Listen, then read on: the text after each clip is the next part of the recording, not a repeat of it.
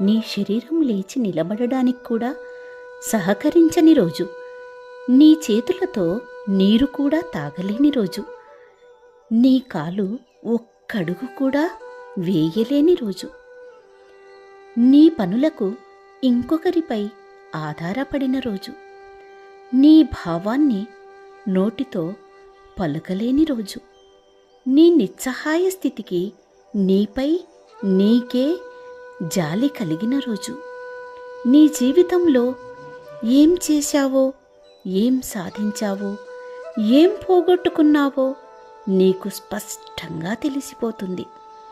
కానీ అప్పటికే అంతా చేజారిపోయి నీ తప్పు సరిదిద్దుకునే అవకాశం కూడా ఉండదు. అన్నీ బాగున్నప్పుడే ఆత్మజ్ఞానం తెలుసుకో.